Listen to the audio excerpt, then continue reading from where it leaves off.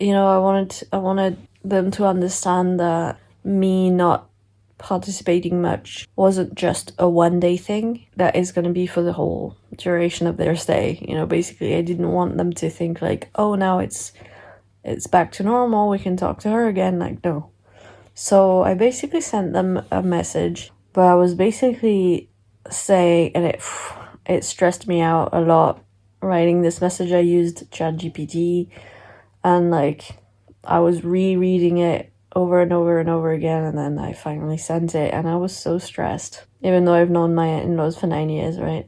It's basically nothing new. I didn't say anything in that message that they didn't already know, that I hadn't already told them. But it's all about repetition, When you're trying to teach someone about a new concept that they're not familiar with, repetition is the way to go. So over the last few months, I've been sending them videos and just resources on autism on the group chat, to kind of educate them. And I'm not afraid to repeat things, because I know that one time isn't enough, especially for people, like I said, who have no knowledge about these things and who are 60 years old.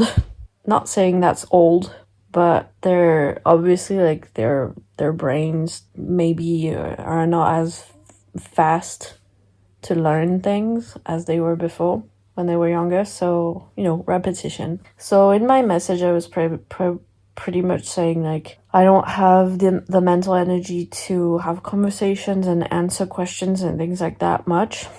But it's okay, because I enjoy being in the same room as you, and like not participating actively, just being present, Also, like, because of burnout, my brain struggles to process multiple information simultaneously. Like, and I gave examples like the TV, conversations, music, lights, kitchen sounds. And so that's why I often put on my headphones or vanish for a while. And it's not that I don't want to see you, or that I'm not happy to see you. I'm trying to get closer and closer to my natural ways of functioning and communicating, so that I'm more aligned with my needs, to avoid future burnouts, something like that. And then at the end, I was like, I added a little bit of a humorous element at the end. I was like, P.S. if I look grumpy, I'm not grumpy. That's just my resting face. And I put like emojis throughout the message, like making it light, making it, I wanted to emphasize the fact that it's nothing against them, that it doesn't mean I'm not happy to see them, that, I'm not. And I wanted it to come from me and not just my partner, because at this point my partner had been talking to them, but I also wanted to give them my own input. So yeah, I sent them that, and my partner was like, my mother, says she understands, but she's asking questions to better understand. And she was like, trying to figure, like, and that's why repetition is important, because I've been in burnout for most of 2024, and we've had lots of conversations about it, and she has seen me experience burnout firsthand, and she still doesn't get it sometimes. So yeah, my partner helped clarify some of our questions. She was like, yeah, also like, she's very black and white, another possible indication of autism. But she was like, oh, okay, so because in my message I also said like, basically act as if I'm not here, and I'll participate in my own way depending on my energy levels. And so she told my partner, she was like, so basically I shouldn't talk to her at all. And my partner was like, no, it's like, it's more nuanced than that. Like you can ask her like practical questions, like, do you want some tea? But don't start a conversation with her, because it's honestly one of the most draining things for me, not having to take part in conversations. Honestly saves, I don't know, like 75% of my energy, my mental energy, and is probably the main reason why I haven't had some kind of meltdown yet. So yeah, that's been a lifesaver. So yeah, so I said that, and it alleviated some stress for me, because one of the things I struggle with when I see them is that I'm worried that they'll misinterpret me or misunderstand me and assume that I'm feeling something even though I'm not. And so this was a way to clarify that no, I don't have anything against you. And that made me more comfortable, because now I'm like, I don't need to force facial expressions. I can just be. And they shouldn't, if they understood my message, they shouldn't assume things about how I'm feeling, theoretically. And so that's another thing that's been saving a lot of my energy, is I basically have my blank face all day long, my flat affect, and I don't force facial expressions nearly as much as I usually do. It's so good. It's so good. So yeah, last night they arrived. I had made some Christmas tea to welcome them back. Also, like, you know, little gestures like that to show them that I'm happy to see them. And like in my message, I also said that I have an easier time communicating these kinds of things, expressing these kinds of things in writing rather than out loud. And so they got here, and then we watched a movie, and yeah, and then my partner came upstairs with me, and we talked for a good while, because like he had been gone for a couple of days. He told me about all of his parents' ableism, and I'm not blaming them for it. Like, I'm pretty sure 99% of the population has some form of internalized or externalized ableism. I was ableist before I found out I was autistic. I didn't even know that ableism was a thing, just to give you an idea. Neither did my partner, neither did my in-laws. Until a few months ago, they didn't even know the word ableism, just to give you an idea. So I think it's one of the forms of discrimination that are the least talked about in our society and the least known. Yeah, so they have a lot of ableism, you know, and for example, they have a really hard time accepting, like it makes them uncomfortable when my partner says that he's disabled, which is a fact, because he's diagnosed autistic and ADHD, which are debilitating in our society, in the society we live in, which wasn't built for us. So it is just a fact that he's disabled, and there's nothing, like, there shouldn't be a negative connotation attached to that. It's just like saying you have brown hair, you're disabled, you're a human being. Like, those are neutral facts, you know? But his parents, you know, there's a lot of stigma around the word disability in our society. It's very taboo, and so it makes them really uncomfortable when he says he's disabled, probably because when they think of disability, an image pops up in their head of a blind person with a stick, or someone in a wheelchair.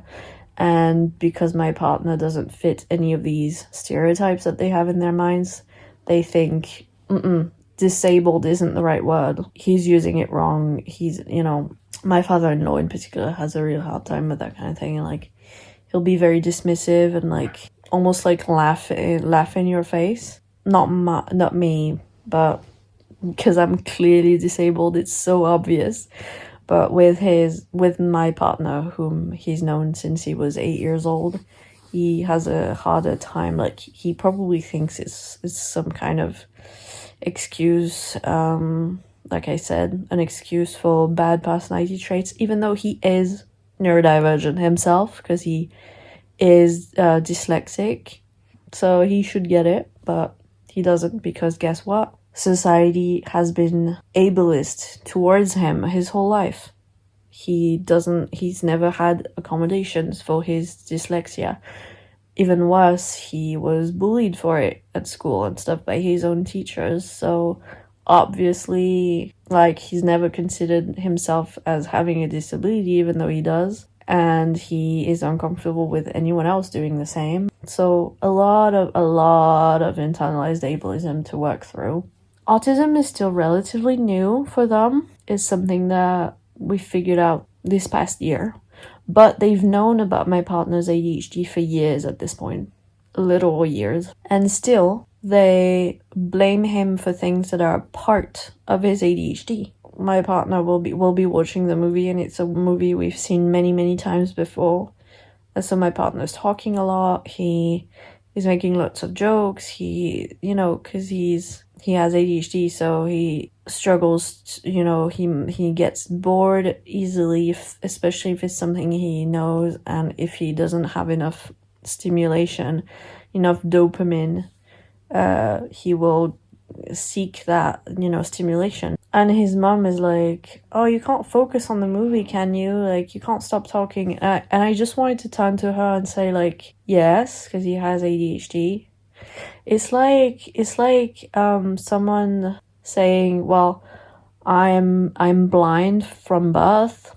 That's my disability. And the other person is like, oh, okay, I get it.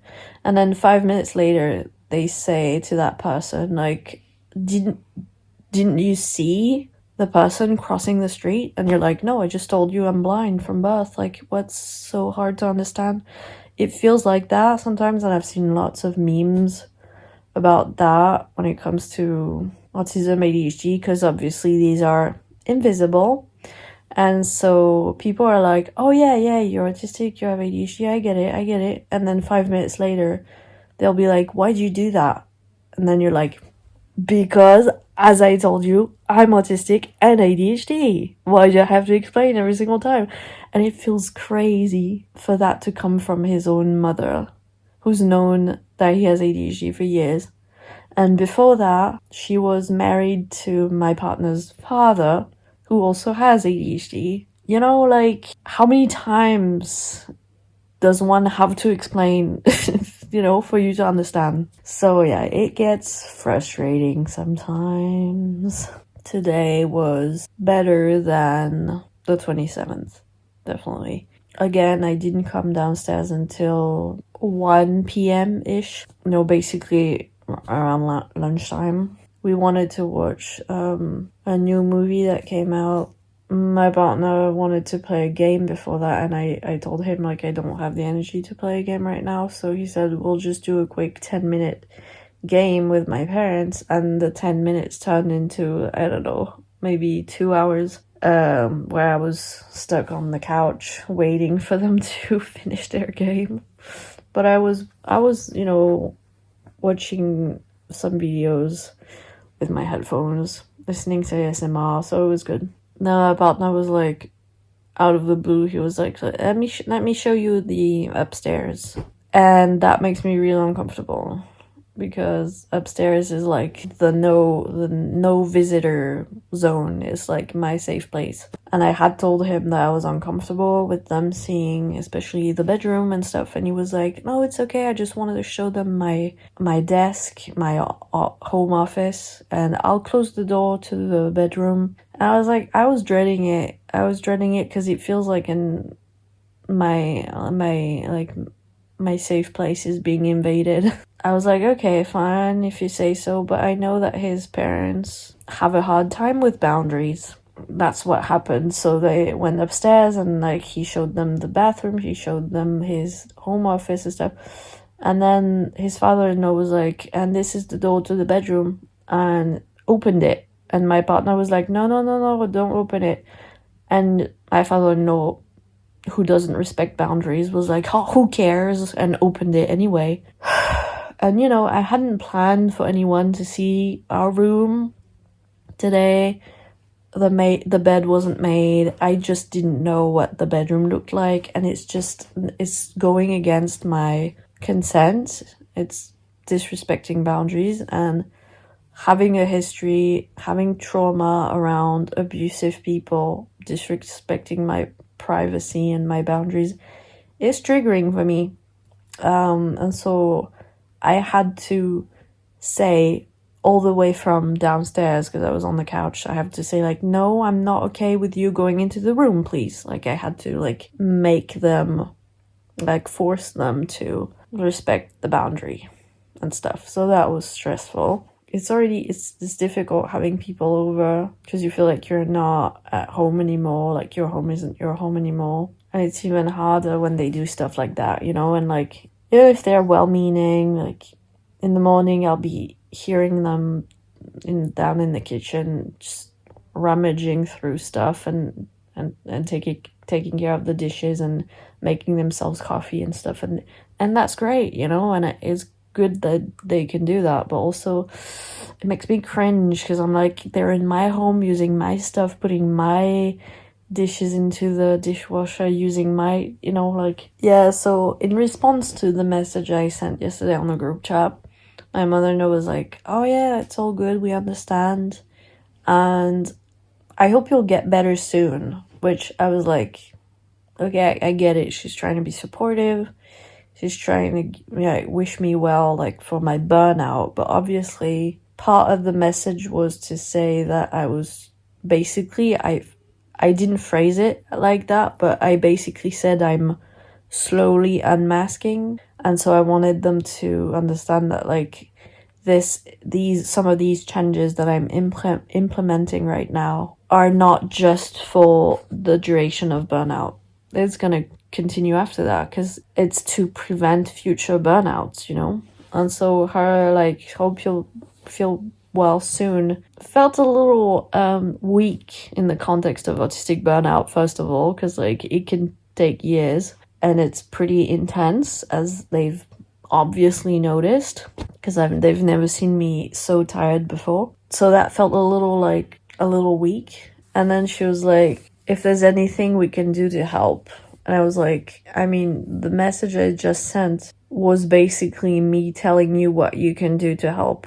And then you're asking me what you can do to help. You know what I mean? Like, so I was a little confused. I could tell that she didn't really know what to say and how to respond. And so she just wrote, and my partner was like, write something supportive. So she did her best, you know, but like, yeah, like, it always leaves this thing of like, it's good, they're supportive, but also they don't really get it, you know, like. And then I read testimonies from people online and how their family is treating them. And then I think I'm very lucky because in comparison, they're very understanding and supportive. I've literally, you know, heard people say that, like, their family is completely denying their diagnosis and buying them books on hypersensitivity, like HSP and stuff, and telling them, see, you're not autistic, you're just this and this and that, and like, here's a what's that called, self-improvement book, and this will solve your problem. And I'm like, I'm lucky to have the family that I have, because at least it's not that bad, you know. Today's New Year's Eve. I wanted to talk a little more about yesterday because it wasn't too bad, honestly. I feel like what I put in place allows me to not mask nearly as much as I usually do, because, like I said, most of my masking happens when I'm having an interaction with someone. There's an element of masking in just being around someone else, in the sense that there's some repression that happens where I'll be sitting in the same room as someone, and obviously I won't be stimming as much as I normally would, because some of my stims are not as socially acceptable in my mind, and so I will pick and choose which stims are safe. And so it's out. It's not, I won't just let myself go as I would if I was alone, you know. I'll be like, I want to do this stim, but I should do this one instead because it's better, it's safer, it's more socially acceptable. So there's an element of that, but it's nothing, like, it doesn't require much mental energy for me, at least, compared to the masking that consists of forcing facial expressions and just having a back and forth with someone and doing small talk and making eye contact. All of these things literally, like, suck the life out of me, especially in burnout where I already have not much energy to begin with. Like, if I had to do all that right now, And that's why I was dreading these holidays, and that's why I had such a difficult time back in April, because I didn't have the energy to do that, and I did it anyway because I felt obligated. I had multiple meltdowns. I was feeling horrible. Basically stayed in my room the majority of the week. And this time around, I really didn't want that to happen again, but I was really scared. So I'm glad I found a way to not have to do that. And for me, unfortunately, it means not interacting much with people. I don't know if I'll ever be able to interact with people without this level of masking. Because like I said earlier in this video, just the fact of responding to someone, interacting with someone, having the back and forth. I mean, it's in the DSM-5 criteria, right? In the social differences, social deficits criteria, difficulties with back and forth.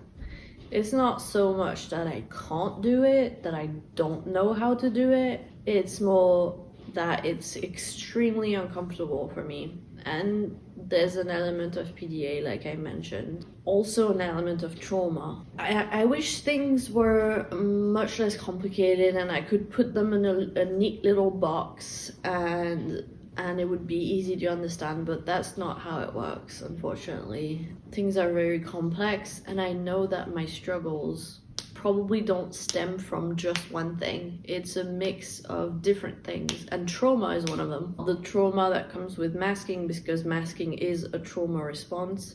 So the trauma of feeling different my whole life and having to compensate for it so I don't stand out too much. And there's also the trauma from the abuse that I went through in my family. I can feel my trauma getting triggered when I'm with people that are not safe. That just adds another layer on top of the masking. So it's complicated.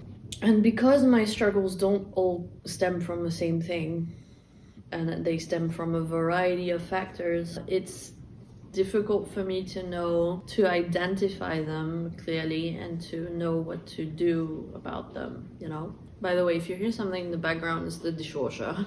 So yeah, the fact that I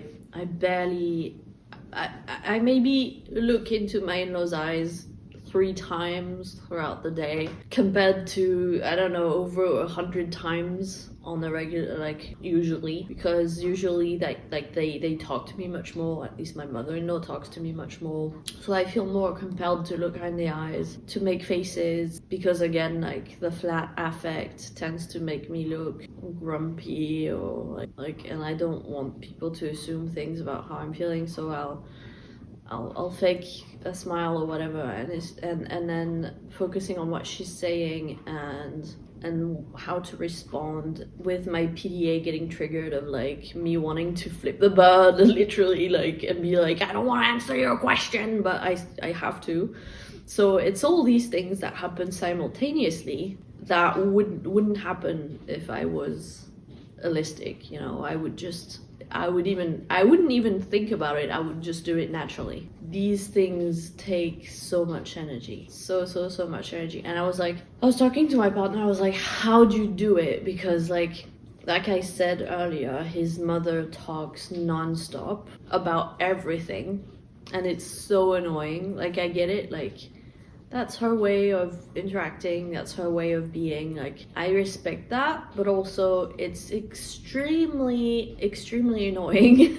And I was telling like my partner, like, how do you handle that all day long over a whole week? Like, I don't understand how you do it, because for me, even before I was diagnosed, doing that over a long period of time, even like a whole day, almost inevitably led to a meltdown, because it was too much to handle. The constant social stimulation, the constant masking.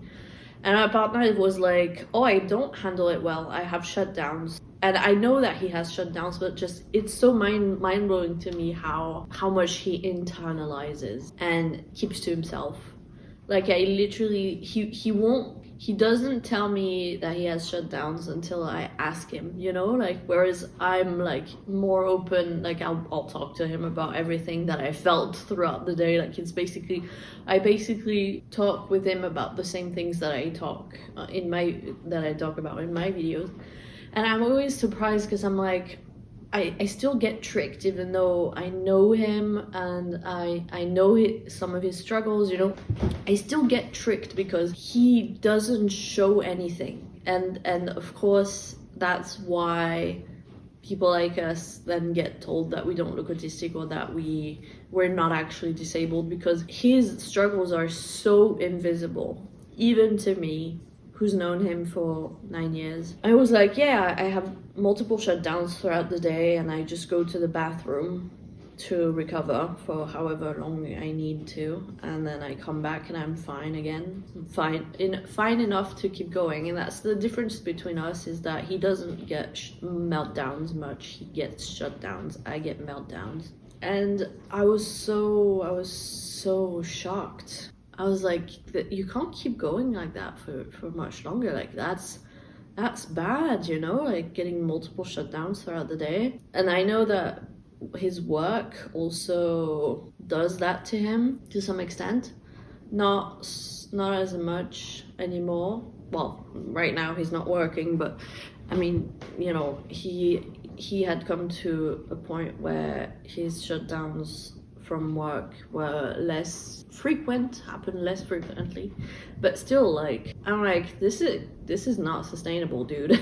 Like, you'll have to, I don't know, it's so difficult because we want to be able to communicate, and we have tried to communicate to my mother-in-law that her constant talking is really taxing, but I don't know if we need to do it again, because there's an element of, I don't know if she really understands what we mean.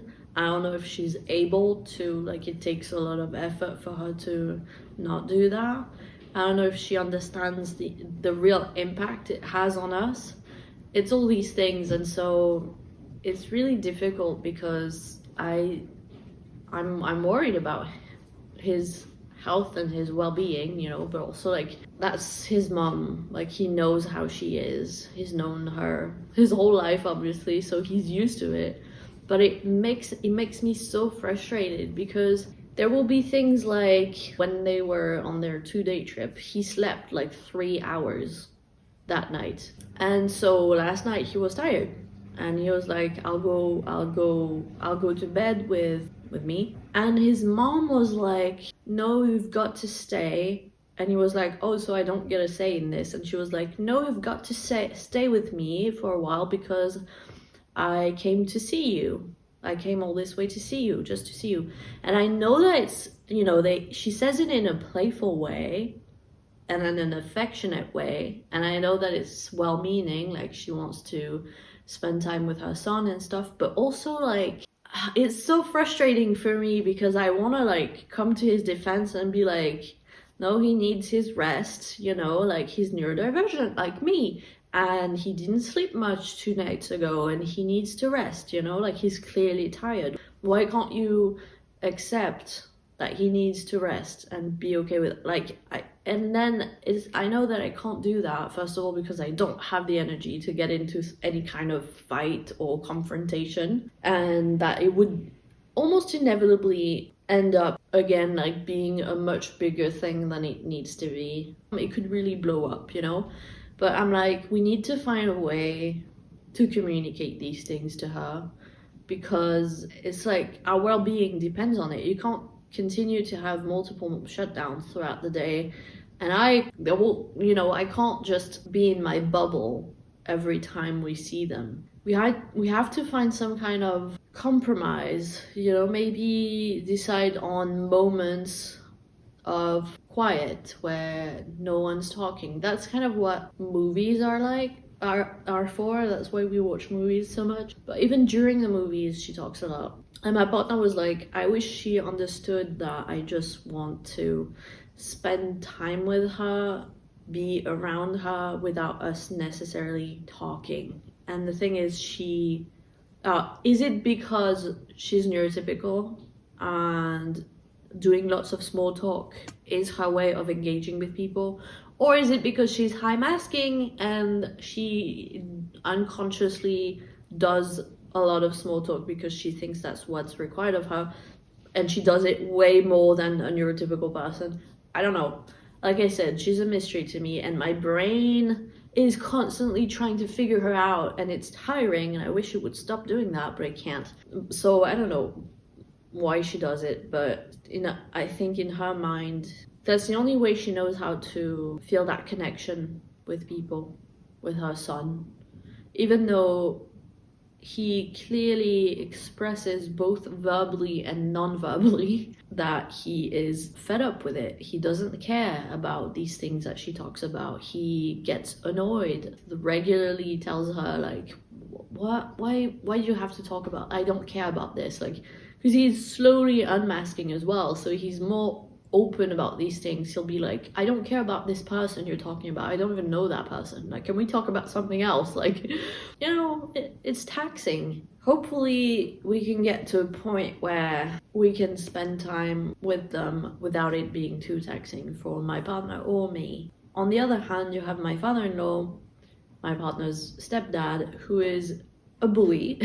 Let's just call things for what they are. Let's just call things by their name. I don't know what the expression is, but my father-in-law is a bully, unfortunately. Probably because he's been bullied himself, but it's not an excuse. And my partner is his scapegoat of sorts. And so there's this very toxic dynamic where he'll always constantly be putting him down and stuff. And we've had multiple conflicts throughout the years about that. It even came to a point where I was telling my mother-in-law, like, why are you still in a relationship with this man? Like, because he does the same to her, and then she's also toxic towards him, and it's just a very nasty dynamic. It's not as bad as my parents. It's difficult to be worse than my parents, but it's still very toxic, and it affects us, in an indirect way. And it's really bad to see him treat my partner like that. And also in the past, he would treat me like that as well. And with all the trauma that I have from my own parents, sparks would fly, because I would get into a defensive mode and be like, don't you talk to me like that. And just, it was a whole thing. Now he doesn't really do that with me anymore, because he knows how it ends usually. But he still does it with my partner. And it had gotten better these past couple years, it was better. And now we're back to this really unhealthy, abusive dynamic. And it's not a good feeling, seeing your partner, like the person you love the most, getting bullied by their own stepdad and not being able to do much about it. My partner's trying to, he doesn't engage whenever my father-in-law becomes a bit of a bully. He doesn't engage anymore, because in the past he would have been very defensive again, and it would often have ended into a conflict, and there was just always a lot of tension. But now he's like, he tries to put a mirror in front of him and be like, why are you gonna be like that? And then my father-in-law feels bad and he stops. It's not ideal, but that's one way of dealing with it. Because it's things like, I don't know, it's just insignificant things. Like my partner has ADHD, possibly dyspraxia, like he knocks things over very easily, for example. He's impulsive, he doesn't always know his own strength, things like that. So he'll often knock things over or whatever. My father-in-law's known him since he was 8, so he should know that that's just something he does and it's outside of his control. But he can't help every time saying very mean things like, why you gotta be so dumb, or shout at him like he was a kid. Like, my partner's 30 years old, don't talk to him like he's a fucking kid, But you can tell that this dynamic he only has with us. He doesn't have that dynamic with his colleagues at work. He doesn't have that dynamic with his own family. So we've pretty much established that he feels some type of superiority over us and uses us like his scapegoats, especially my partner, which is really unfair, you know. But at this point, it's been 9 years. I don't know what to do about it. Any attempts I had failed. I feel like it's not my job also to try and fix their dynamic, and also I don't have the energy, you know, being in burnout, so I have to be really mindful.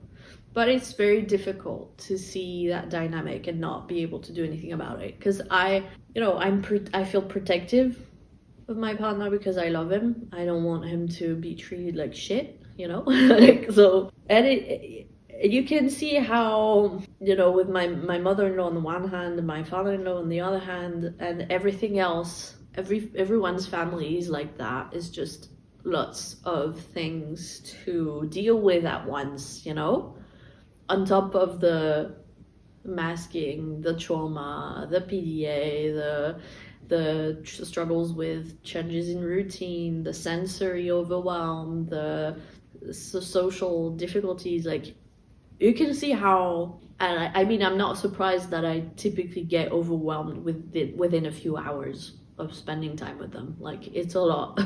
Before that, I had the same thing with my own parents. It was exactly the same thing. The PDA that I described, getting triggered in social interactions, conversations and stuff, I had the exact same thing with my parents. The masking also, like, and it was even stronger with my parents because my trauma was getting triggered a lot more because they were my abusers growing up. So obviously, like, my brain is like was on high alert, like, what are you doing with these people who hurt you?